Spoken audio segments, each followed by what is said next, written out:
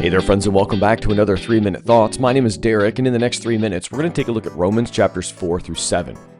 When those first Christians in Rome would have received Romans chapter 4, they immediately thought of Abraham, the father of Israel, the model of covenant faithfulness, and Paul makes a bold claim.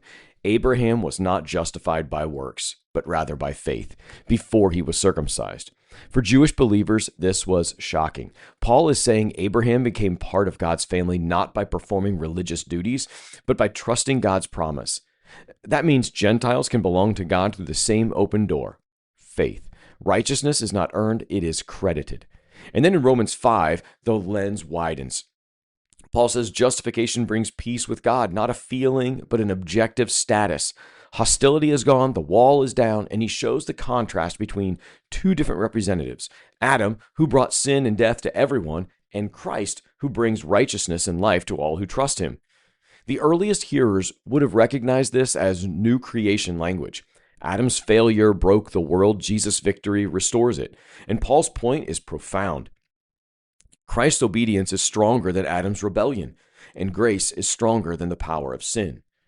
In Romans 6, Paul answers the next logical question.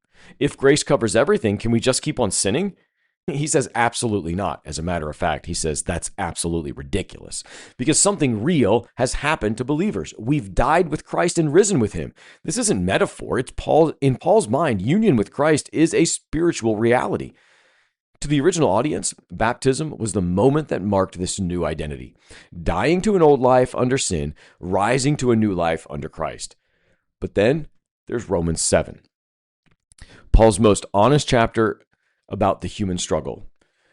Jewish believers listening would have resonated deeply with this point about the law. The law is good. The problem is us. The law shows what righteousness looks like, but it can't change the heart that's bent towards sin. So Paul describes their inner conflict. I do what I don't want to do, and I don't do what I want. It's not an excuse, it's a diagnosis. Even redeemed people experience the tension between a new identity in Christ and old patterns shaped by sin.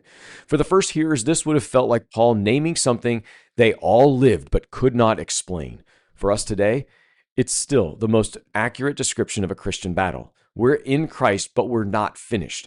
We belong to Jesus, but we still wrestle with the remnants of that old self. The law exposes the problem. Only Christ delivers from it. Romans 4 through 7 is Paul saying, you are saved by grace, united with Christ, freed from sin's dominion, but still learning to live as the new creation God has already declared you to be. That's the true thing for us as well. That's it for today. Be well, friends.